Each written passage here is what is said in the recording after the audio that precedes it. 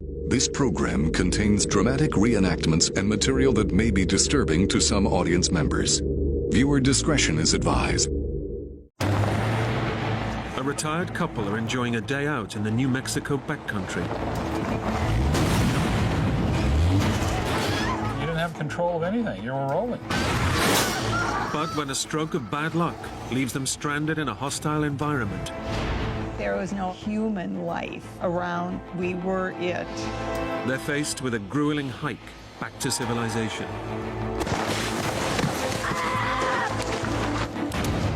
They dropped. But in this unforgiving environment, a simple hike becomes a desperate fight for survival. It was excruciating. She didn't have a lot left in her.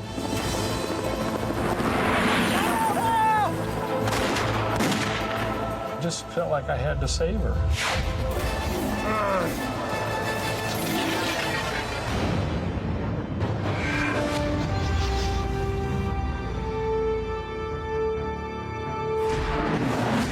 Go ahead.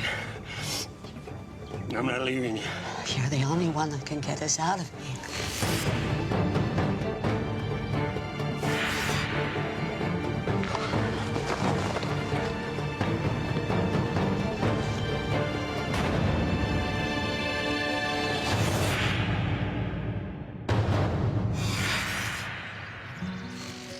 Tom and Lynda Bosworth are enjoying a carefree retirement.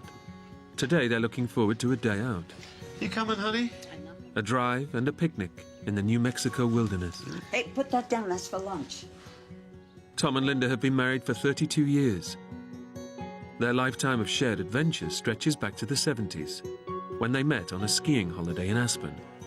He was really nice. He was not a phony, and he was cute. I thought she was very nice looking, number one. I thought she had a fantastic personality. That smile of hers was a knockout. You're not ready in 5. I'm going. Vietnam veteran Tom has spent a lifetime working in the car industry and his leisure time racing cars. He's still got the bug. He's just finished rebuilding a second-hand Jeep. Tom refurbished the entire thing. Tom loves a thrill. I've always loved cars ever since I can remember. I always took things apart. It's the middle of summer, and Tom wants to test his creation off-road, out in the New Mexico backcountry. Lynda's going along for the ride. Okay, action man, I'm coming. And I remember looking to see if there was any treat in the freezer we might like for dessert, and there wasn't. But I looked at that big water jug we had frozen, and I thought, oh, maybe I should take that. And I thought, oh no, I've got enough with me.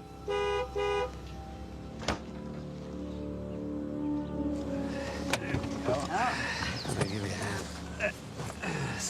Right. Ready? Let's go.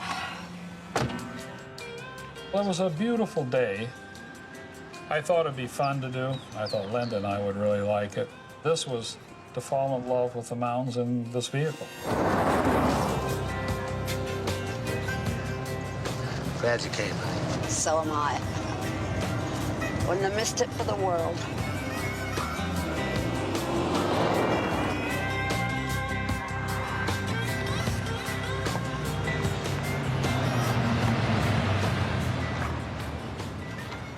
Tom and Lynda make a quick pit stop for petrol en route to the mountains. We were filling up with fuel. I called my sister Hi, Barb. It's Lynda. and told her what we were going to do, and she said, you're crazy. Excited. Tom, I mean, what do you think? He's like a teenager again. She knew we were going off-road, but she had no idea where we were going. It doesn't occur to Lynda to tell her sister exactly where they're going. I'll talk to you later. Bye. Who's that? Sis. Ready? Ready when you are.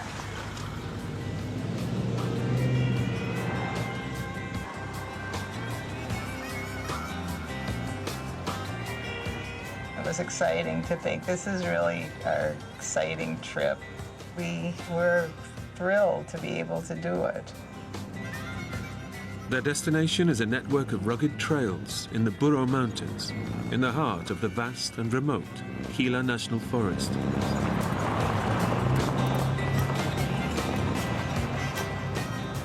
You're out in the mountains. It's beautiful. New Mexico really is a land of enchantment. The couple love the great outdoors, and Tom can't wait to see how well the vehicle handles on the dirt tracks of the Saddle Rock Trail.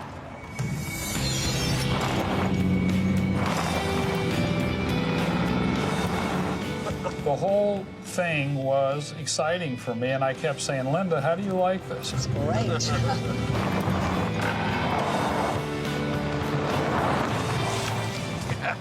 Look at that.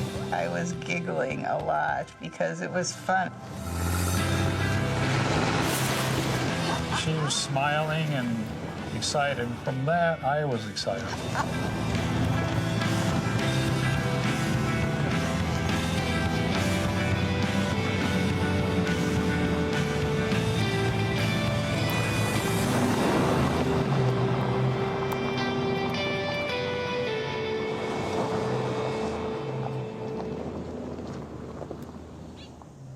After their picnic lunch, Tom and Lynda take in the isolated splendor of their surroundings. Pretty special, isn't it? Beautiful. There were trees around. You get a lot of shadows from the sun. It was beautiful. Just beautiful place. They've both enjoyed bumping over the backcountry trails. Now Tom's itching to see how his rebuilt Jeep handles even tougher terrain. Oh, Lynda, come here a minute. Tom had a map. Wasn't a perfect map, but I felt very confident. I definitely encouraged him to keep going. Okay. Let's really test this baby out. Tom's chosen a route that will take them way off the main trails, into the empty heart of the wilderness. It was exciting. The trees were hitting us. And the terrain was, oh my gosh, we were bumping and bumping. Kind of a roller coaster ride. I was piloting the craft like I always do. She had total confidence in me. Oh, that was close. I said to Tom, thank gosh, it's you driving.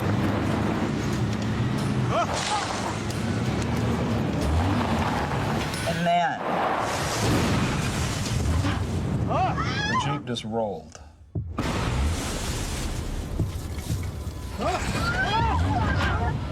it was scary.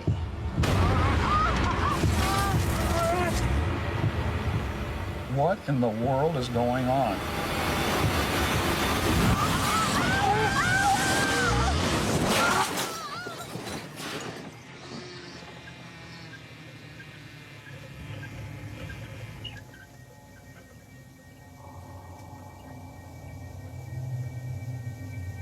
Lynda, are you okay? I'm laying there with my elbow on the ground, looking up at my wife and feeling fear. Lynda, you okay? Tom was anxious that I was okay, but I said quickly, I'm okay. By some miracle, neither of them is badly hurt, but the danger isn't over. First thought that came to my mind is, are we going to catch on fire? Car expert Tom is worried that a stray spark from the vehicle's electrics might ignite leaking fuel, or even trigger an explosion. Quick, we gotta get out of here. I wanted to get us both out. Lynda is badly shaken and entangled in her seatbelt. I'll go first, and then I'll pull you out, okay? Okay. But Tom must get free before he can pull her out. I began putting my feet on the dash, the seat, the steering column, and then I got out.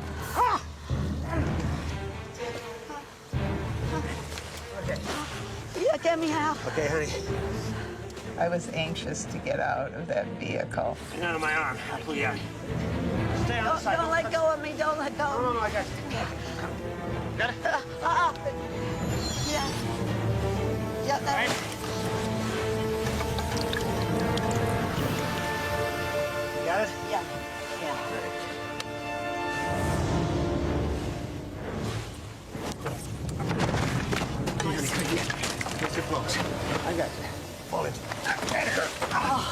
Chris, get out of here.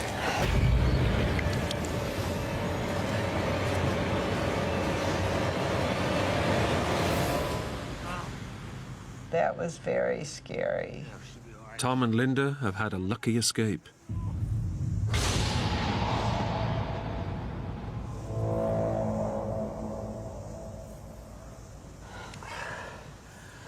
Kilometers from anywhere, the Jeep is their only way out of this fix. Yeah. You stay there, yeah? Once he's sure it's safe, Tom tries something new. I thought, if I can get this back upright, we can drive out of here. I tied it to this little dumb tree, and I hooked that to the bumper, and I started ratcheting it.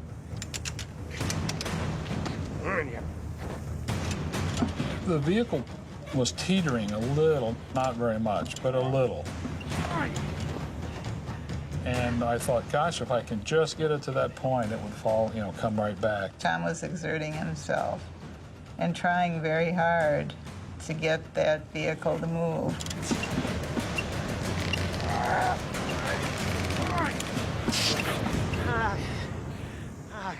I tried to move it. It was wasted, futile, but I had to try it. I'm sorry, honey, I can't do it.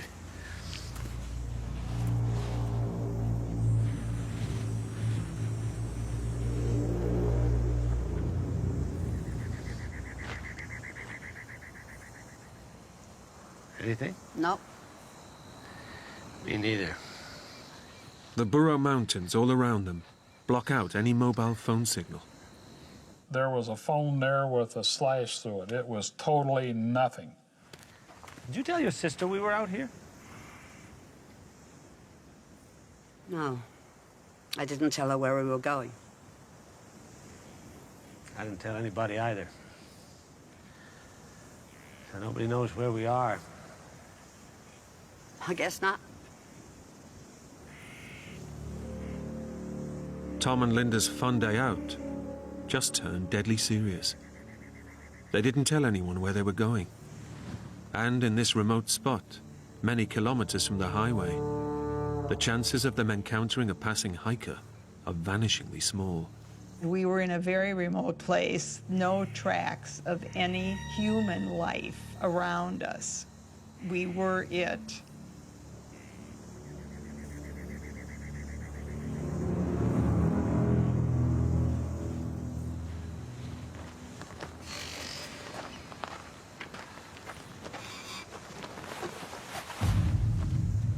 I said to Tom, we're not going to have enough water. Very profound statement. We don't have enough water. The 2 bottles of water Lynda brought for lunch are nearly empty. I remember that fleeting thought that I had.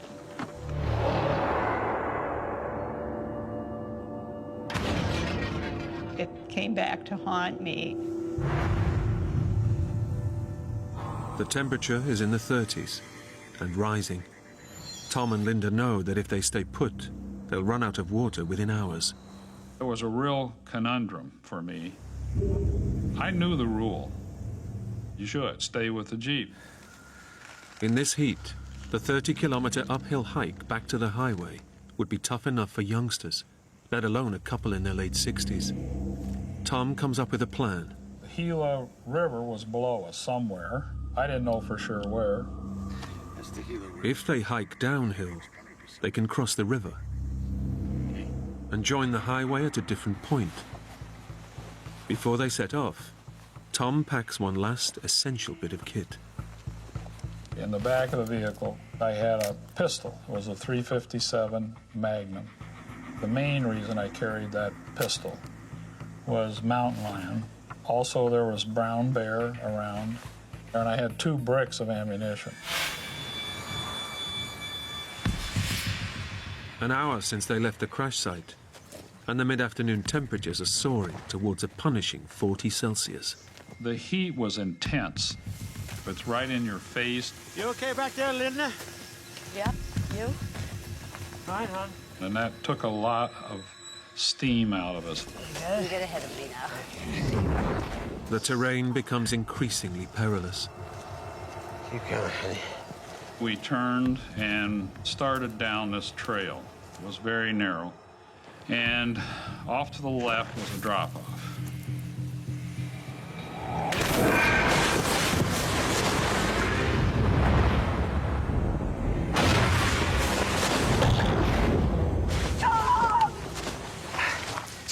I'm okay. Oh, that's fine. As the brush thickens, Tom and Lynda are all too aware of the risk of stepping on a rattlesnake.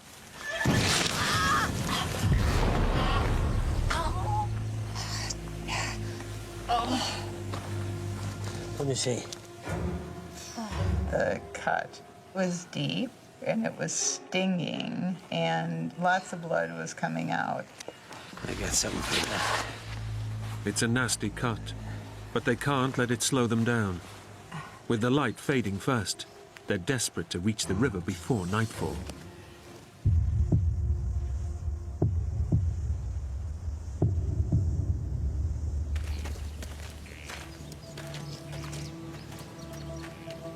Three hours later, they hear the sound they've been praying for. You could hear the river, and I felt that we were going to get out.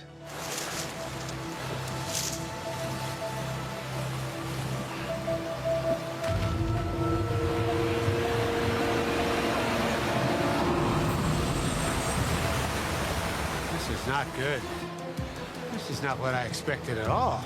But instead of a crossing point to the highway, they face a raging torrent and unscalable cliffs. It's a dead end. The water was high, flowing fast. There's no way just to walk across it. It's a devastating blow. But after hours with barely any water, at least they can quench their desperate thirst. Water was paramount. But Lynda, she didn't even want me to fill the canteens with that water. She was very concerned about Giardia poisoning. Giardia is an intestinal parasite that lives in water contaminated by animal feces. In humans, it's treatable and hardly ever fatal. But Lynda is adamant. I wasn't about to drink that nasty old water, I just said, oh, to hell with it. I drank it. but I wouldn't do it. That was the argument Tom and I had. We have to drink it, Lynda. It's all we got. I'm not drinking it. Tom knows that the river water could spell the difference between life and death. That was very discouraging. I know she needed that water, but she was so afraid. As dusk falls, a more immediate danger confronts Tom and Lynda. It's not looking good. At that point, we were a little scared because animals can smell that blood. Linda's cut leg makes them a target. Nocturnal predators like wolves and bears are starting to stir. I was very, very scared. There were footprints, but not human footprints.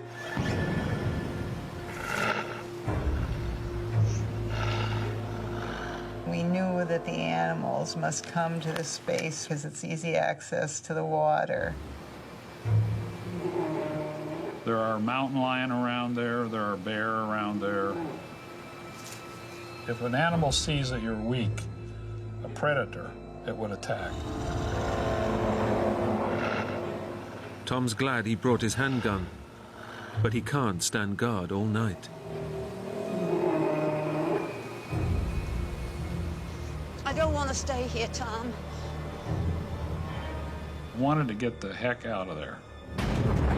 All they can do is retrace their steps to the abandoned jeep, the only shelter from predators. It means an arduous 8-kilometer climb, a major test of endurance for the exhausted elderly couple.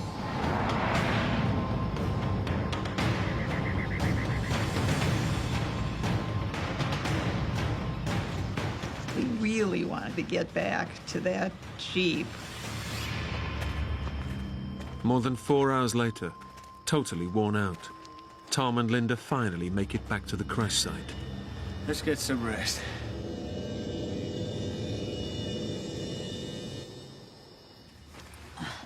The overturned Jeep offers them protection, but little comfort.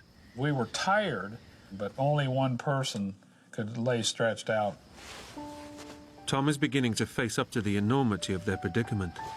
Escape is as far away as ever, and he knows he's put his 67-year-old wife into a life-threatening situation. I began to realize I love this woman. You have to take care of her. I was very worried about her. Don't worry, Tom.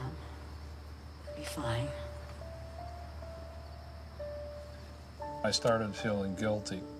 I purchased the vehicle. I was the one behind it, and here we were out there in the wilderness.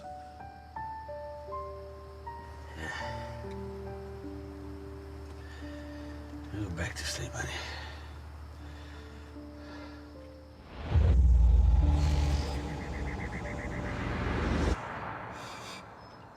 By dawn, Tom has hatched a plan. There's only one option: a 30-kilometer uphill hike back to where they left the highway. For two people in their late 60s, it's a huge challenge. They must get going before it gets too hot. I was starting to get anxious to get going. You all right? Just wait here. Lynda, we've got to go. Whatever it is, just leave it. I wrote a note. I wanted people to know that we were 67 and 68 years old, and we were out of food, we were out of water. Lynda. I knew that we had to leave that note on that Jeep so that if some miracle happened, at least someone would get to know where we were. Okay, we can go now.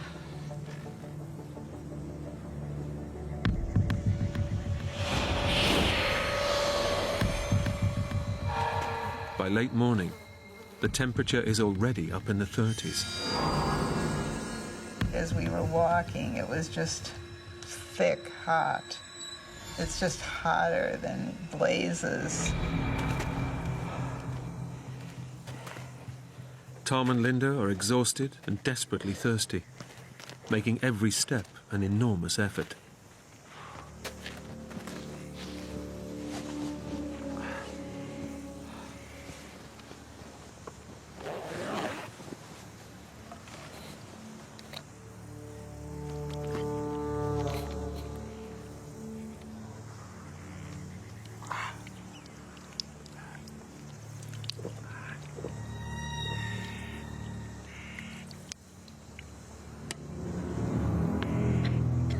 When I ran out of water, the reality truly hit that this is a dangerous, dangerous time.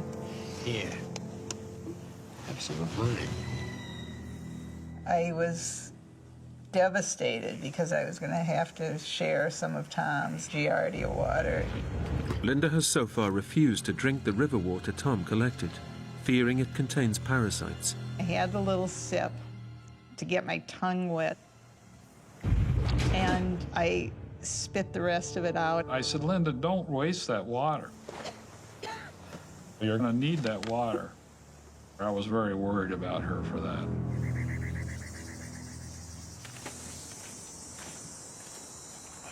As the temperature reaches nearly 40 Celsius, Tom and Lynda are losing a staggering 10 liters of fluid a day. If they don't get water soon, they could die here.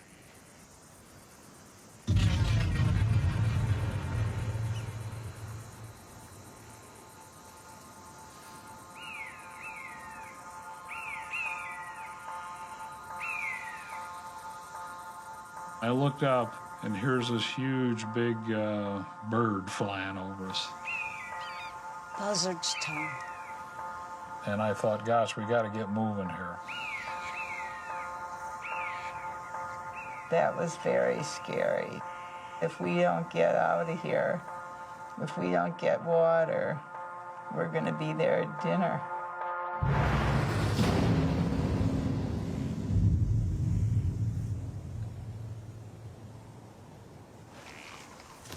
After 4 hours of hiking, Tom and Lynda are utterly exhausted.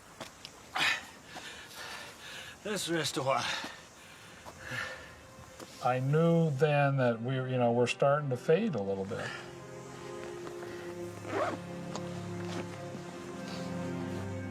Their river water is agonizingly close to running out. Tom knows it's vital that Lynda drinks what's left of the precious fluid.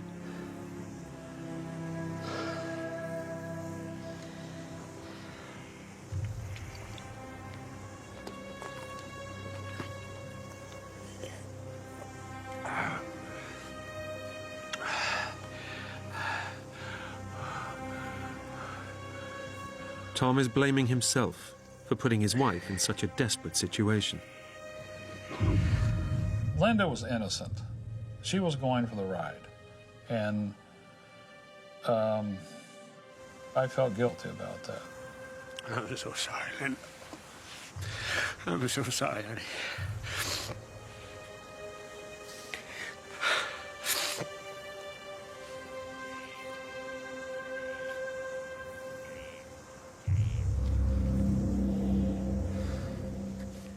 If Tom and Lynda don't find water soon, the outcome is brutally simple.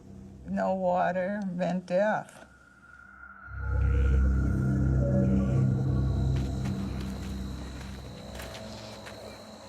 I was starting to realize that I was weakening faster.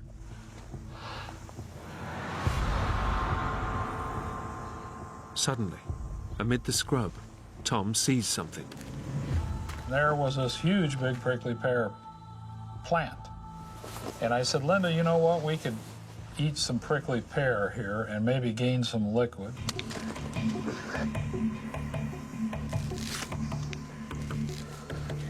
We were excited to find the prickly pear cactus. This is great. Lynda didn't consume all that much. But Tom cannot get enough of the prickly pear. I just ate the whole thing. It's a small but welcome injection of fluid. At first, we were elated. We were both joking about how good we felt. Both of us felt extremely energized. Wow, this is great. We're moving. We were really walking fast.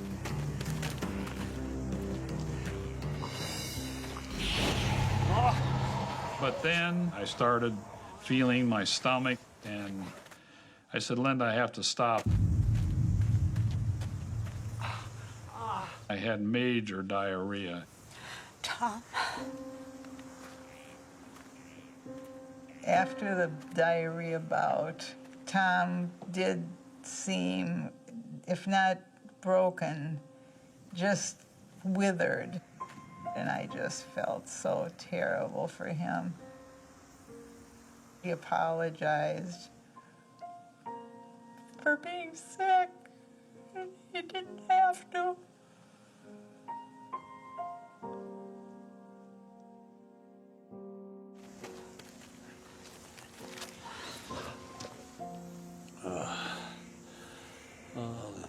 I felt terrible for him.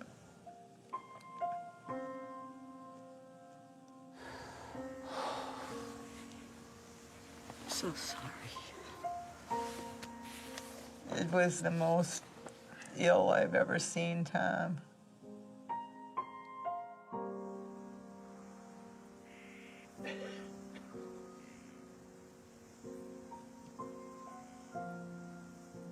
Too exhausted and dehydrated to move, Tom has a desperate idea. I had just gone through that diarrhea bout, and I said, Lynda, can you drink your urine? And I said, we got to plan on doing that because we cannot lose liquid.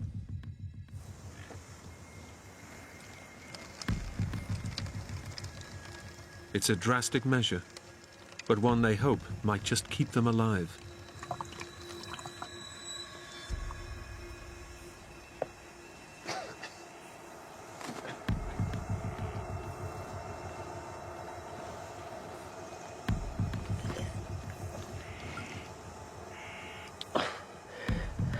The taste in your mouth is awful. But after a while, I found you just chug-a-lugged. At that moment, I felt that it was one of the only things we could do to save ourselves.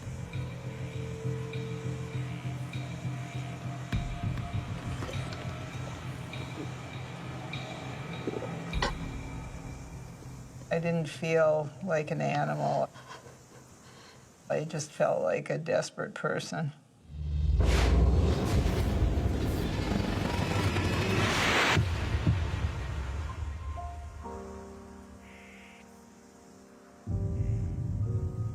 Tom and Lynda know they should have hit the highway by now. If they've drifted off course, they could be heading even deeper into the wilderness. Tom, look up there. Look up on the ridge. Hey! Down here! There were two distinct colors up there, and I realized they were shirts of two different people. We need help! Help! We're dying down here! Help! Hey! I remember yelling, help us, we're dying. We need help! Help! Help! We're dying! Bam, bam, bam. Help!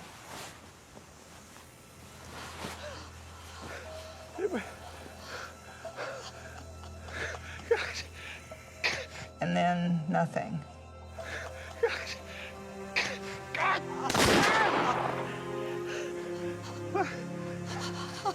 It was very crushing because there is our lives right in front of us.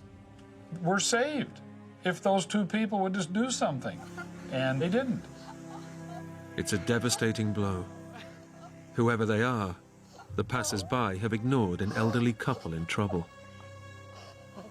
This callous act could have signed their death warrant.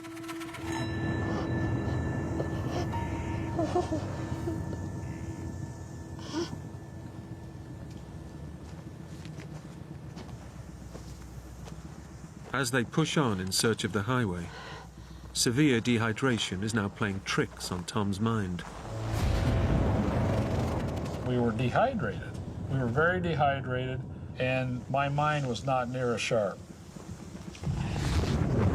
We were starting to lose orientation.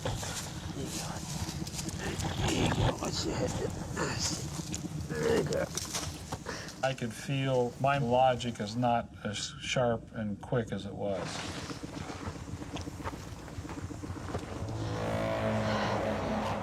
And I was definitely weakening.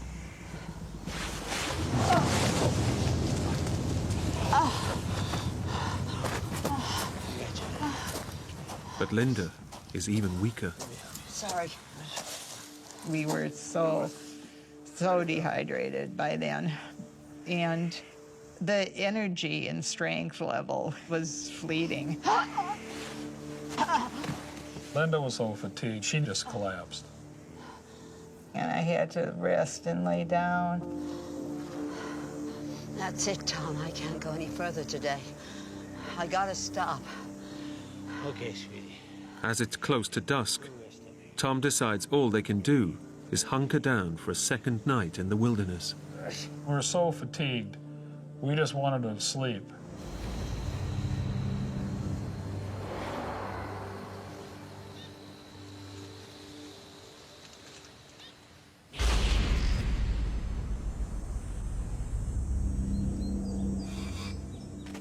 Tom and Lynda have survived another grueling night.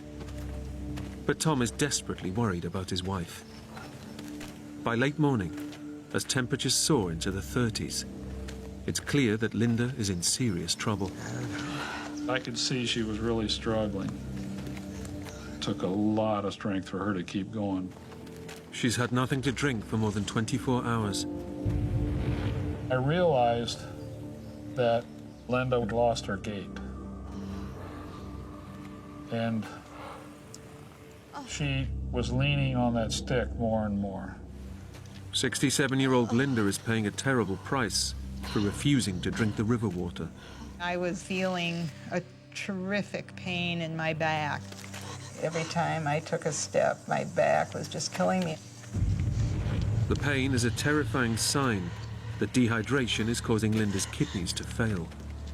If they shut down completely, she will die. Lynda was starting to become weak. It was starting to get real scary.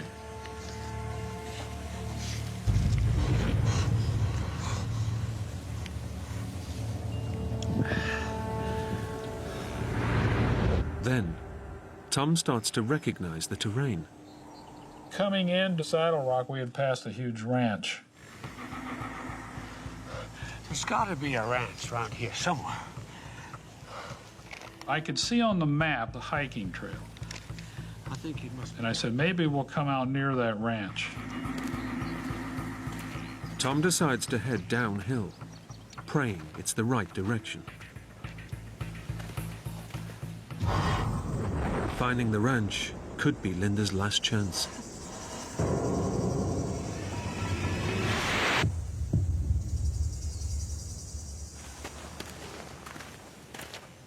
Then, amid the dry, colorless scrub, Tom spots a flash of vivid green.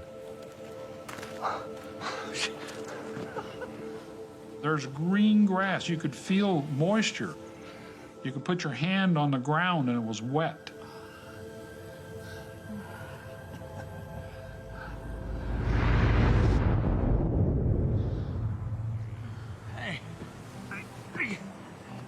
Tom knows there has to be a water source nearby.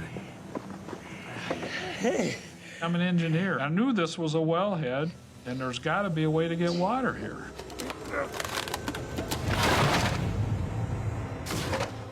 Oh, please, let there be water here. Hey. I thought, this is it. We're going to have water. We're going to have water. Something had to be running somewhere. Please let us get to that water.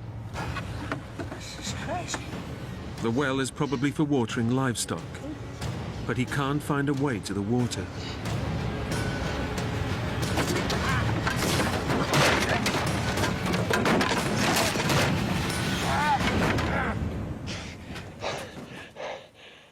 It's an agonizing moment. Tom knows he's just meters away from water that would save Lynda's life, but he just can't reach it. It was so close, but not there, and it was very frustrating to me.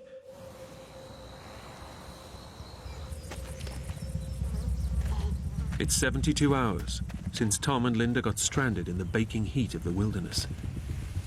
There's no sign of the hoped-for ranch, and every step Lynda takes is now pure agony. As her kidneys start to shut down, she's literally dying from dehydration. I could hear her behind me. And I would walk, and I'd have to turn. She'd be a good distance behind me. That stick was in the ground. That's when I knew we were in real trouble. The pain in my back was terrible. It was excruciating. I realized that she didn't have a lot left in her.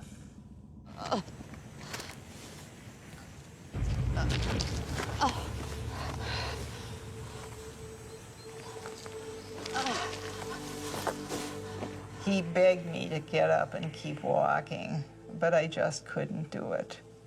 I couldn't do it anymore. Let's just rest here a while. I can't do this, Tom. And I said, Lynda, come on. We're going to make it.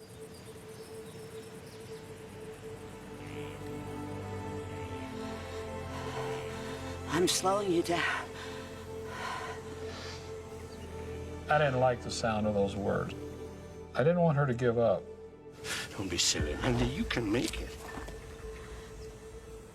And I said, I love you. We've had a wonderful marriage. It's been a great ride, but you have got to leave me. No,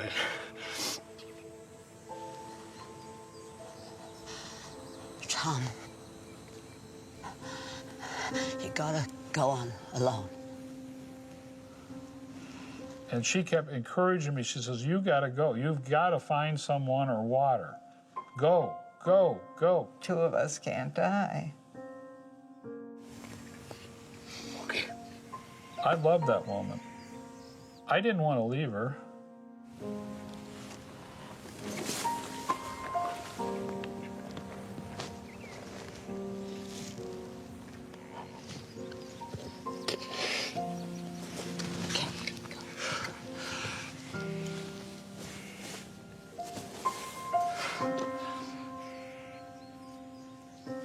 It was very emotional for me. Very, very hard to leave. That was Lynda.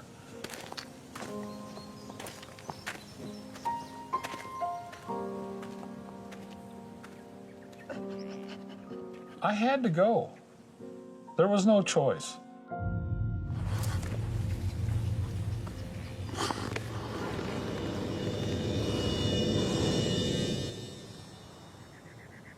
A few hours later, and with Lynda far behind him, Tom pushes on. If he doesn't find help soon, he knows he may never see her alive again.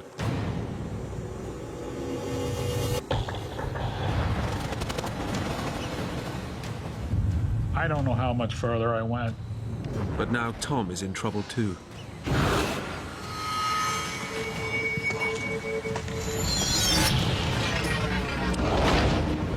I dropped.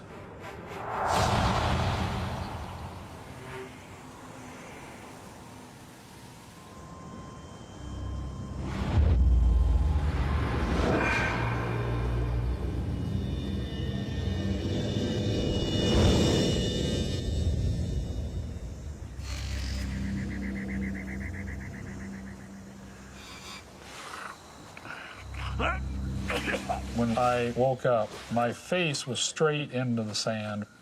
My nose was just buried in the sand. It was all over my face. Lynda. Tom has slept the whole night, losing vital hours that could spell the difference between life and death for Lynda. That really scared me. I just felt like I had to save her. So I kept moving, but I couldn't walk a straight line.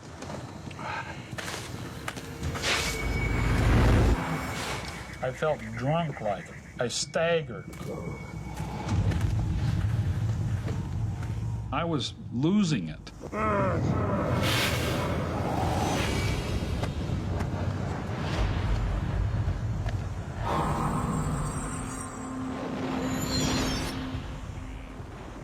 After his 4-day ordeal, the 68-year-old Vietnam vet's body is finally giving up, and he's now losing control of his mind. I've never experienced anything like that in Vietnam. Never, ever, ever. I felt very close to death.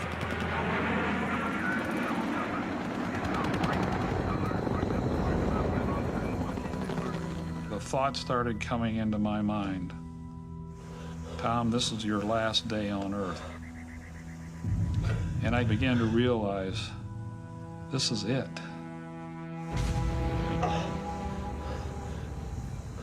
And I dropped to my knees and I put my hands like this. And I prayed to God. God, I'm at the bottom of my life. Please help me. Please help me. And I know that you and Lynda don't always see eye to eye, but please save her too.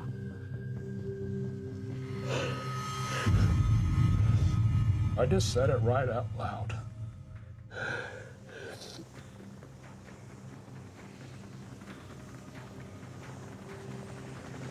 And I heard a whoop, whoop, whoop.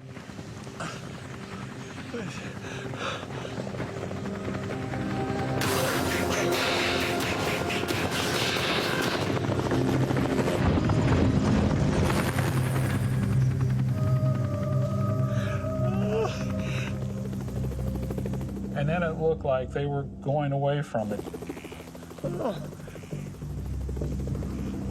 Hey! Hey!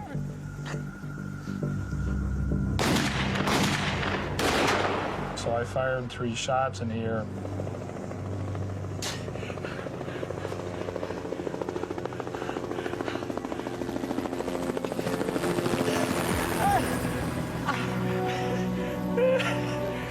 And right up there was that young medic waving at me.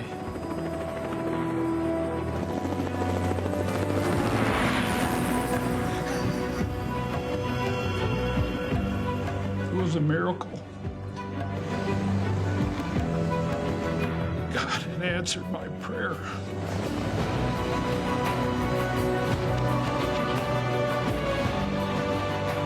I cannot describe the feeling that is that you're alive and they're going to save you.